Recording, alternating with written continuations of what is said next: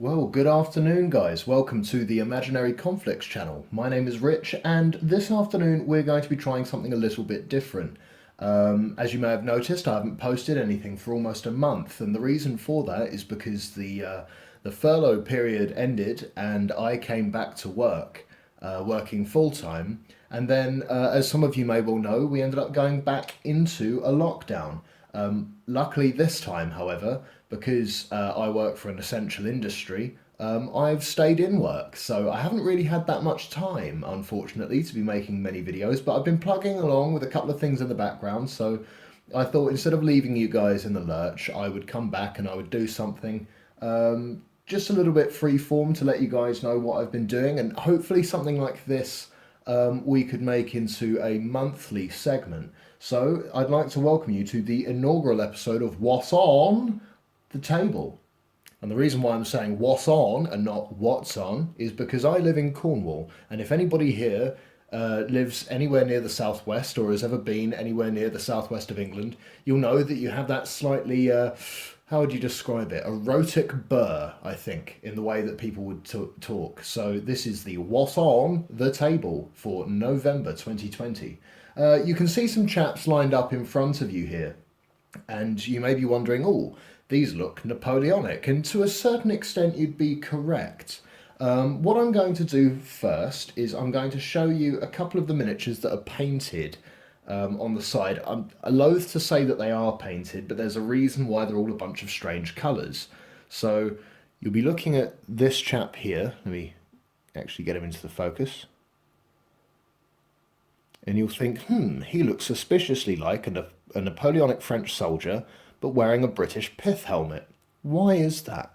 And the reason for it is I've decided to get into imaginations in a fictitious 1860s to 1870s kind of mid to late 19th century setting. And the unfortunate thing about that is it's very difficult to amass large armies in 28 millimeter on a budget in metal, which is where a lot of people would go for their 1860s miniatures, because that's where you get things like North Stars, Austro-Prussian and Franco-Prussian war miniatures, or certain of the British colonial conflict miniatures, and armies from around that sort of time period. And so I didn't want to do that. So instead, I did a little bit of kit bashing. So what we have here are the French elite companies, 1807 to 1814, from Perry Miniatures, and the heads that I'm using are from the British Infantry Zulu War, 1887 to 1881, again from Perry Miniatures. And it's been a very, very simple procedure.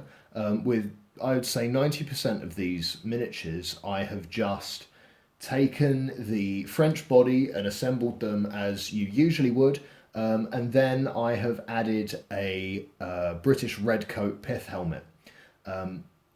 Took a little bit of cutting to get them into shape, and so every now and again the heads didn't necessarily settle the way that I wanted them to. So there might be a couple of people with droopy heads or heads on slightly wonky angles.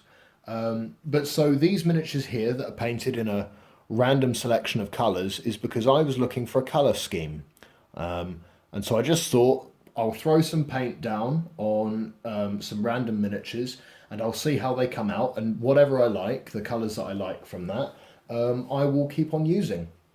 So the nation that we're looking at here, this is going to be one of the first infantry regiments of Royal Gepsmark, which in the imagination world that I'm creating is kind of an allegory of Prussia, as it was building its power. So that would be Prussia under the chancellorship of Bismarck, in the run up to it becoming the German Empire.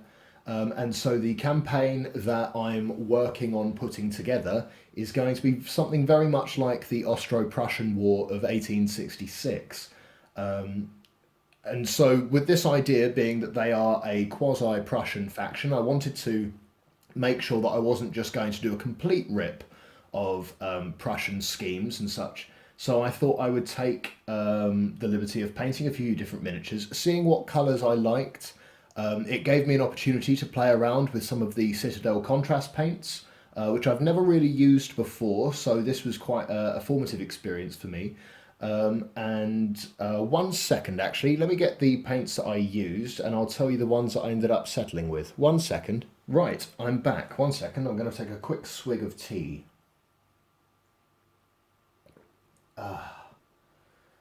Oh, that sweet hobby nectar.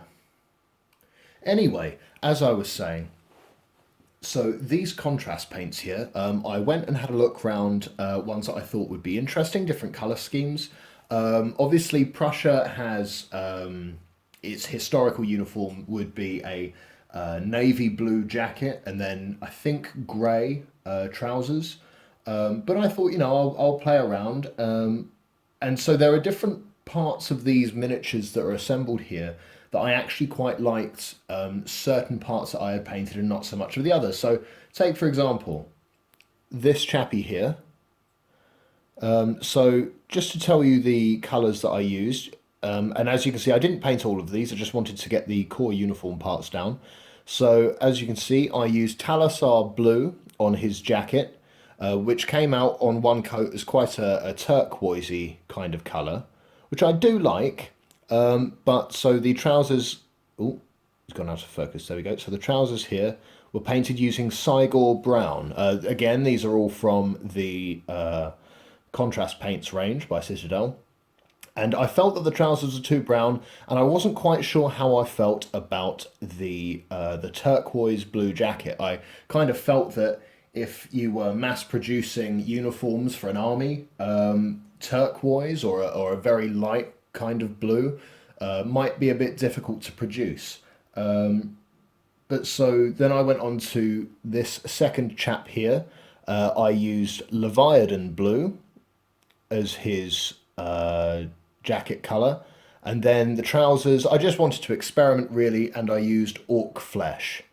I think that the blue came out quite nicely. That might well be something that I keep on using.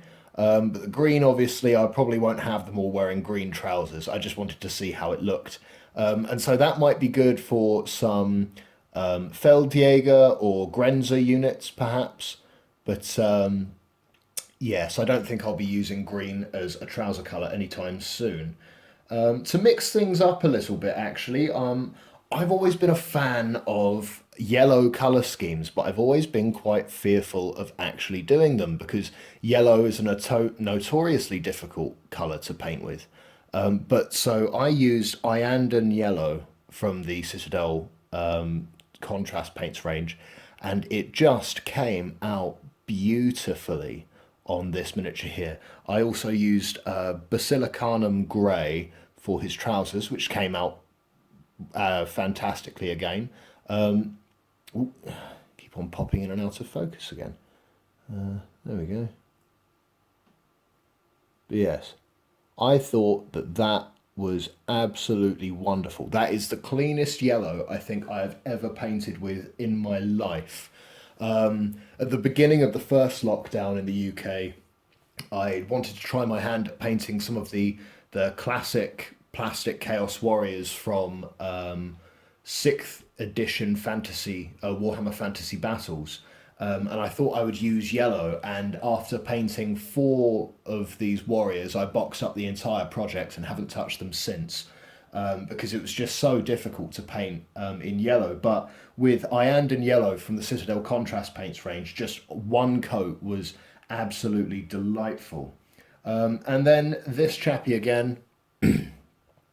So he's got a more khaki green jacket, and that is using the Militarum green contrast paint colour. And the trousers, which came out quite nicely, were using Citadel Contrast Skeleton Horde. I should stress that the base coat that we used on these, as is used on most of my miniatures, was the Citadel Wraithbone Contrast Spray Primer. That's quite a mouthful. But yeah, so I looked through these, and also, I completely forgot to mention, on this chap here, the pith helmet is also painted. Focus with me. is also painted with Skeleton Horde, which I thought came out absolutely perfectly. You'll notice that the mold lines on these are a little bit. Well, I didn't do anything with the mold lines because I was just testing out paint schemes. I didn't worry too much about the quality of the miniature itself. But once I go and strip those and then repaint them, I will be going over the mold lines again. So what I'll do, I'll just move these back here. And so for this first regiment of Gepsmark infantry, that I'll probably be using for black powder. So I'll probably be using the traditional Prussian model for the time of the 1866 Austro-Prussian War, and say that there are two infantry regiments to a brigade, to the average brigade. I'll pull off, let me see, this one here. As you can see, I'm doing them in regiments of 20. And yes, so you'll have a variety of different troops here. They are a little bit more actively posed, dynamically posed than perhaps they should be.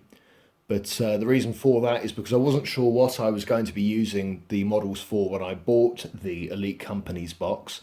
And so now I've decided I do actually want to have ranked up miniatures.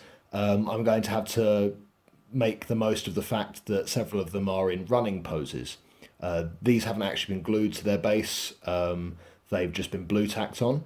If I did glue them to the base now, it would be an absolute nightmare to paint them. But yes, so I'm fielding them in regiments of 20, which might seem like a slightly odd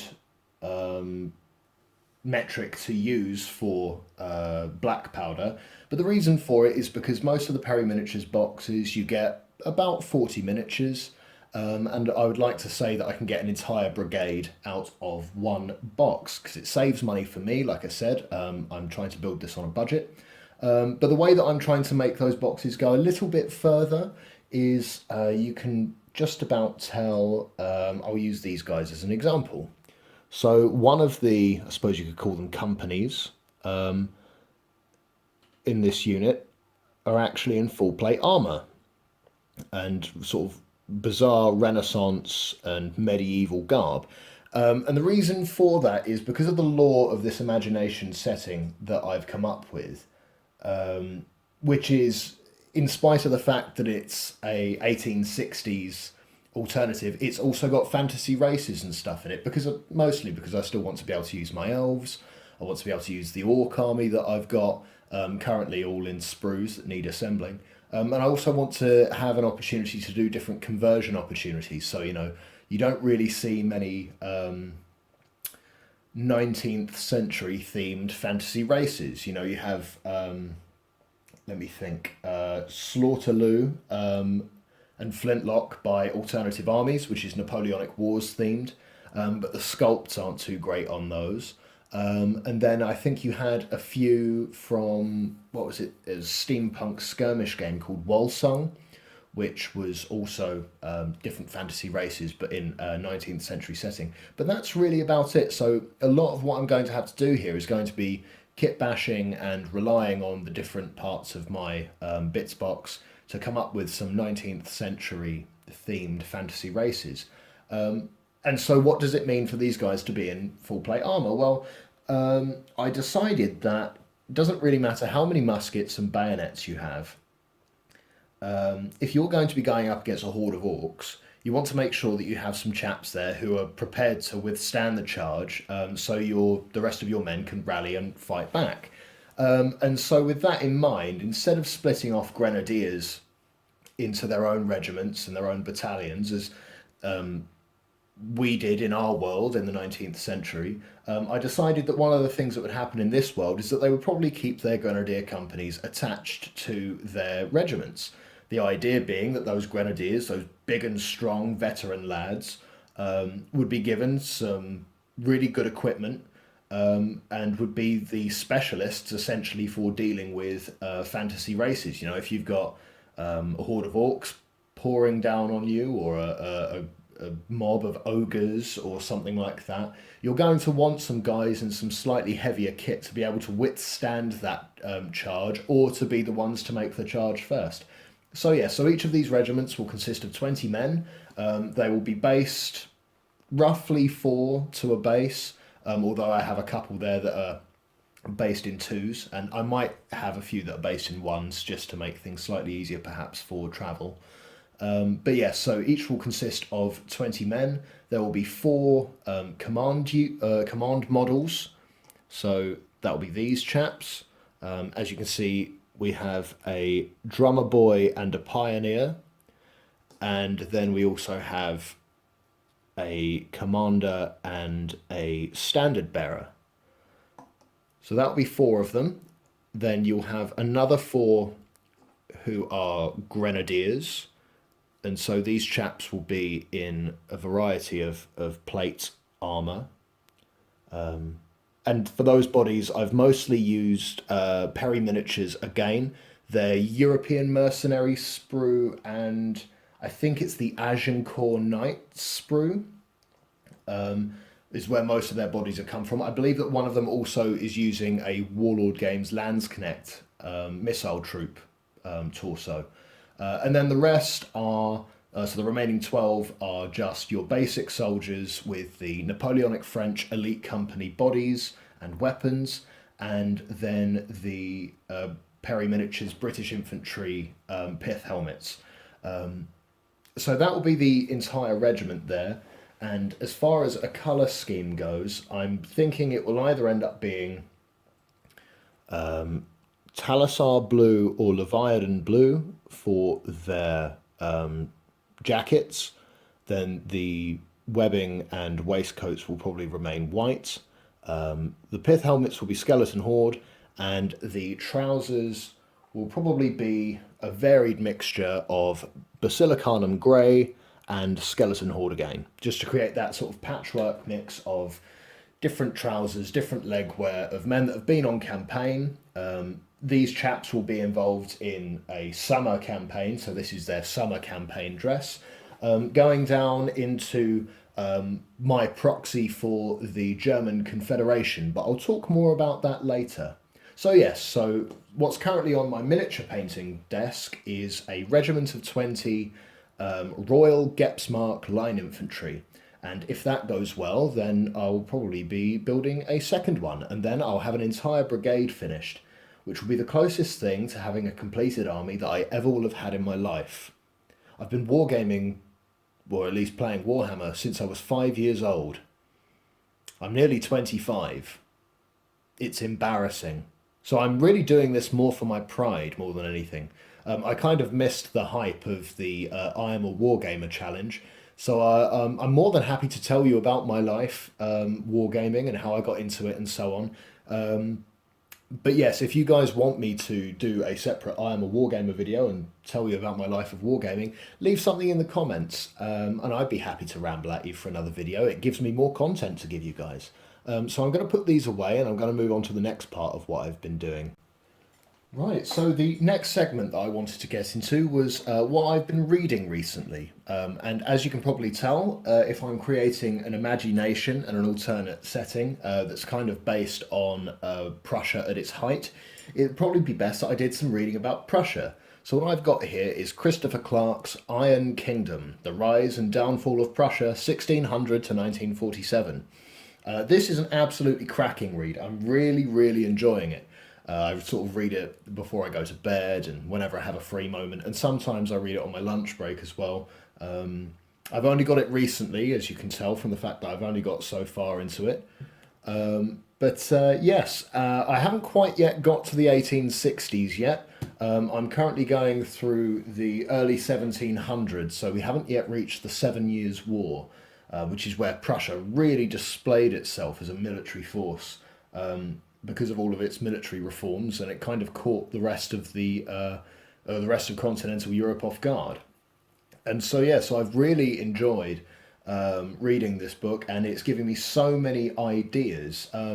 If you guys can remember that pike and shot infantry regiment that I did a review of, is actually the most watched video on my channel, which is strange. But yes, I was thinking, oh, maybe there's a way that I could create like a pike and shot army as well, based on Prussia.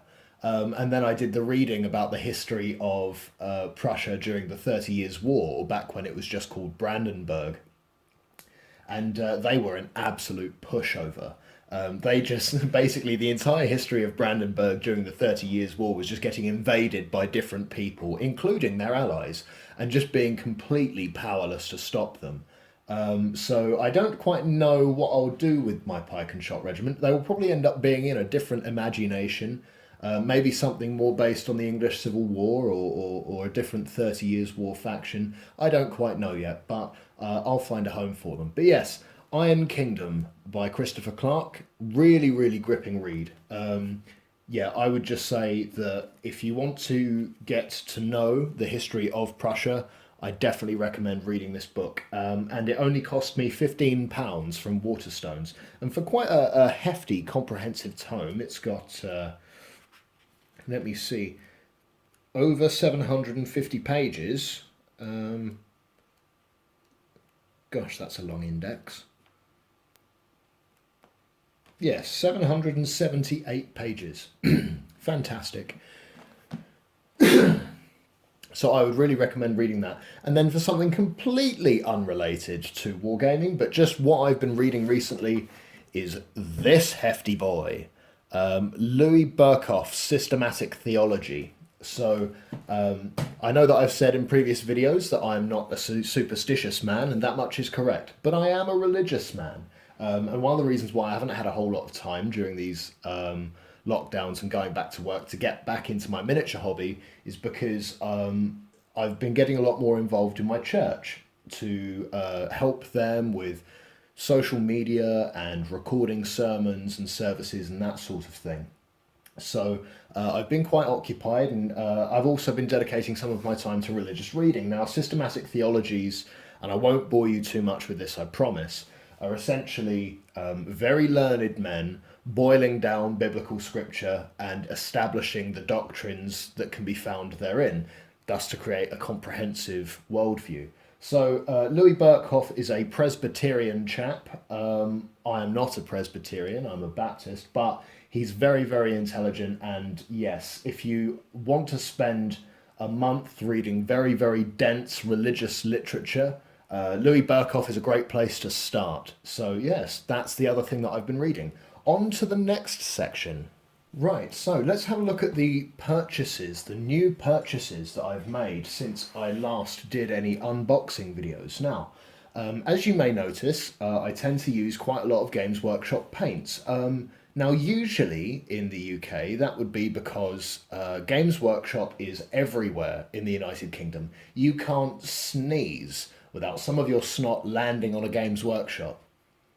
That's kind of grim. I won't use that analogy again. But anyway, most of my paints are Games Workshop paints. And that's even though, or sorry, despite the fact that there is actually only one Games Workshop in Cornwall. So it's a bit of a day out to go and get to it. So I suppose that's probably why I buy a lot of stuff in one hit, because I'm only going to be able to go there once a month tops. And so yeah, so I got a slew of their contrast paints, and you've seen some of these already being used on my test miniatures for the Royal Gepsmark Infantry. But yeah, so just to quickly rattle off the ones that I do have now, I have Orc Flesh, which is those you saw on those bright green trousers, and Militarum Green that you saw on that khaki jacket. As far as browns go, I have Snakebite Leather, which definitely works on trousers and backpacks and so on. Skeleton Horde, which will be primarily used for the pith helmets of the Gepsmark Infantry, but will also cover things like trousers. And then Cygor Brown. Now, this is a very, very dark colour with a very rich pigmentation. I was thinking about using it for trousers, but as you saw, it came out a little bit too dark. So this is actually going to be the perfect colour for dark wood on muskets and spear shafts and things like that. So that's why I'm going to be using Cygor Brown. Let me think. For the blues, we've seen both of these already. I have Leviathan Blue, which is a very, very dark navy blue, and that comes out very nice. and then Thalasar blue, which is much brighter, and on the Wraithbone primer spray, with one coat, it comes out almost looking like a turquoise or a sea green. And then the final two is firstly Iandan yellow, which is the nicest yellow paint I've ever used. I heartily recommend that people use this if you ever want to paint yellow. This is absolutely fantastic. And then Basilicanum Grey. Now, I was a little bit skeptical about greys for a contrast paint, because obviously the idea is that it kind of operates as a general layer paint and a wash at the same time. And they also have a white contrast paint, which I am also very skeptical about, but I've been reliably informed that it actually does quite a good job for contrast painting in white. So I'll have to see what that's about as well. Outside of contrast paints, I have also picked up Phoenician purple. And the reason for that is because, as you guys will have seen in my skeleton painting video, the cloth effects on the skeleton miniatures were painted using the old Games Workshop paint Leech Purple. And while that's all very well and good, and that Leech Purple is still available for use, I know that eventually I will run out, and I'll have to get a new purple paint. So Phoenician Purple is slightly off. It's a little bit lighter than the Leech Purple, but I think that it will come in quite handy. Now, moving completely away from Games Workshop, one of the other things I got when I was out in town, again from Waterstones, was the Osprey Wargames series book, Dragon Rampant, Fantasy Wargaming Rules. And the reason for that is because it was there, and sometimes money burns a hole in my pocket with wargaming related things, but also because I'm slowly building up a collection of Osprey Wargames books. I already have quite a considerable trove of wargaming rule books and hobby books and things like that. So if anybody would ever like to would like me to do a video, I know that the Solo Wargaming Show did a series actually where he just went through all of the different rule books in his collection. Now, he has a far more considerable rulebook collection than I, but if you'd like me to do a video or two on my rulebook collections, then let me know. I'd be more than happy to, and maybe even we could do a few gaming videos once I've got a better setup. Currently I just have this kitchen table which doesn't really suit the dimensions for anything below a very, very small skirmish game. So once I've got a slightly better wargaming setup, maybe we can go through my rulebook collection and play some different wargames for you guys to see. But that concludes my purchases, and so we're going to go on to other hobbyisms, other things that I've been doing. And as you may have seen from the Royal Gepsmark infantry, I do have an Imaginations 1800s project going on, so I'd like to show you some developments that I've made with that. Now, I know what you're thinking. You're probably thinking, Rich, what on earth have you just thrown down in front of me? Well, it is currently an in-progress campaign map. Let me see if I can get this so you can start to see different parts of it. Let me just adjust the camera here.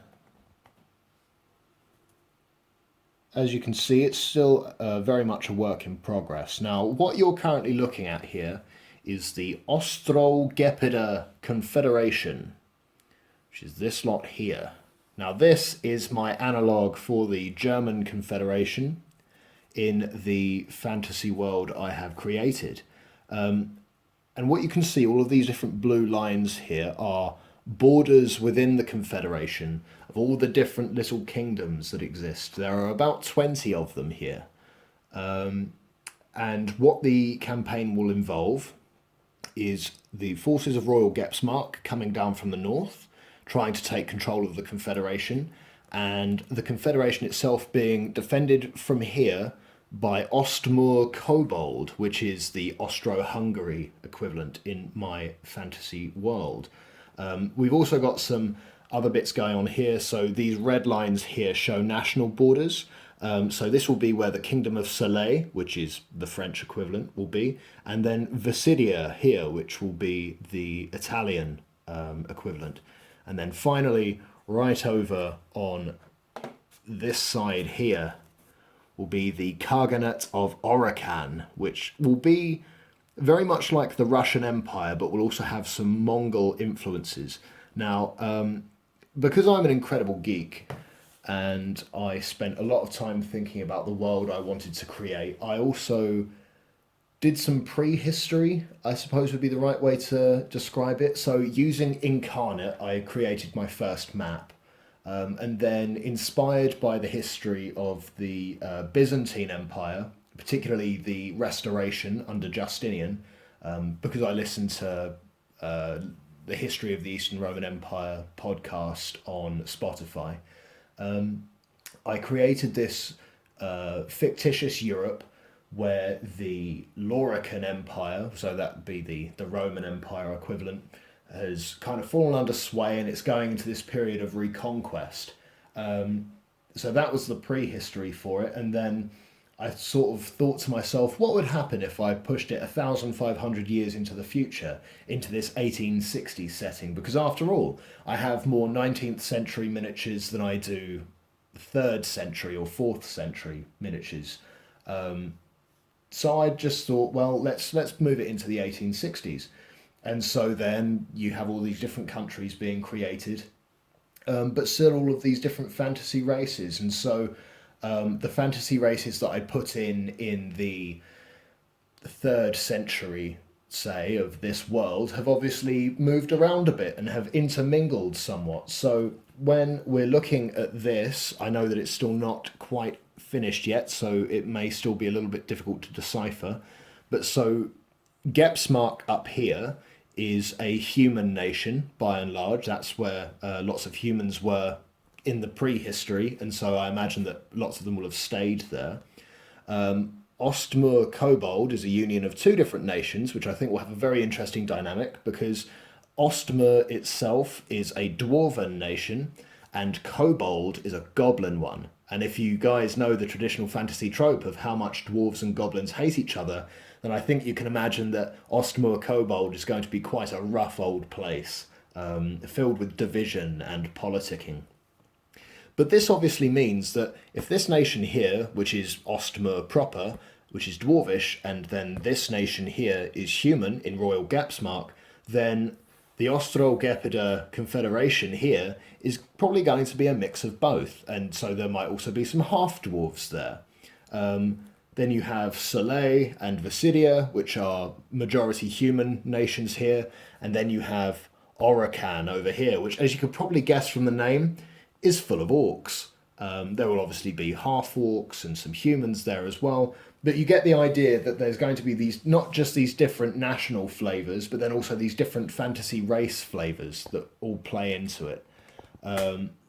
And so, yeah, that's what I'm looking for. So once I've built and painted up a brigade of infantry from Royal Gepsmark, I'll probably be looking at building some forces that can be used for Ostmur Kobold and Orakan and Soleil and, you know, the different races and nations in the world that I'm creating. I'd really like to, once I've got things a bit more fleshed out, to actually play out this campaign and record the content so you guys can actually see what's going on. Maybe even try and find a way that people can get involved with the campaign. I think that that would be quite fun. But that's a bit pie in the sky at the moment, so I'm not going to make any promises. But yeah, so I'm thinking about ways to create, 19th century dwarf armies, 19th century elf armies. That could be quite fun. And trying my best to use plastics because I have a lot more fun playing with plastics than I do playing with metal. I hate converting with metal. I hate building with metal. It's a nightmare. And I'm really grateful that in the last sort of 10 years, the wargaming hobby has really moved towards plastic and resin instead of metal. I know that probably some older type wargamers will probably not like the move to plastic quite so much, but for people like me who want to build and convert on a budget and really, really hate working with super glue, it's an absolute godsend. So yeah, so that's the other hobbyism that I've been working on, has been this inane campaign map for a fantasy 19th century campaign that I hope you guys will enjoy once we've got everything finished and maybe we've made the map fully ready and a little bit nicer. But anyway, we're going to move on to the final section. So the final section really isn't a particular point where I'm telling you anything. It's more an any questions kind of stage. And obviously, right now, I don't have any questions to answer. But if you do feel like there's anything you want to throw at me, whether it's related to wargaming or whether it's related to my reading or it's related to campaigns and map making, please just shoot me a message, put a comment down in this video, and then hopefully by the time the next Wasson The Table comes out, I will be able to answer some questions for you. And I really think that that would be a nice way to encourage some connection between you and I, to really create sort of a rapport between the creator and the audience. I think that that's probably the best thing to do. Because otherwise I'm just blathering into the void. And as you could probably tell, I can do that for a very, very long time, but it doesn't really make what I'm doing that consequential. I would much rather put in a little bit of effort and do something to create a community than just, yell into my microphone on the internet. But anyway, this wraps up my video. Please, if you like what you're seeing, then like and subscribe. I'd be really, really happy to see more subscribers, to see more comments, to see more likes. I'd really like to get to know you guys better because I've seen that I've had a couple of new subscribers over the last week, which has really pleasantly surprised me. And a couple of them are really, really interesting, who are involved in the war games community online. And obviously I'd like to try and muscle into the community as well and get to know people. So yeah, so until next time, guys, God bless and have a wonderful weekend. Cheers!